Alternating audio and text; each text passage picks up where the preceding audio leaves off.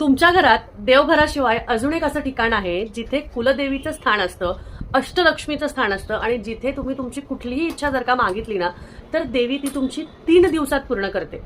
छोटी इच्छा असेल तर नक्कीच 3 दिवसात पूर्ण होईल, पण थोडी मोठी असेल तर थोडा वेळ जास्ती लागेल. पण देवघराशिवाय अशी कुठली जागा आहे ती मी तुम्हाला सांगेलच, पण त्याचबरोबर लवकरात लवकर आपल्या चॅनलला सबस्क्राईब करून घ्या. इन्स्टावर बघत असाल तर फॉलो करून घ्या आणि खाली कमेंटमध्ये श्री स्वामी समर्थ लिहायला विसरू नका. तुमच्या घरातला जो मेन दरवाजा असतो, मुख्य दरवाजा असतो, आतल्या बाजूनी जी भिंत असते, म्हणजे जेव्हा घरात तुम्ही शिरता किंवा घराच्या बाहेर तुम्ही बघता तेव्हा, म्हणजे घराच्या बाहेर जेव्हा तुम्ही बघताय तेव्हा दरवाजाच्या आतल्या बाजूची जी भिंत असते त्या भिंतीला कुलदेवीचं स्थान मानलं गेलेलं आहे, अष्टलक्ष्मीचं स्थान मानलं गेलेलं आहे.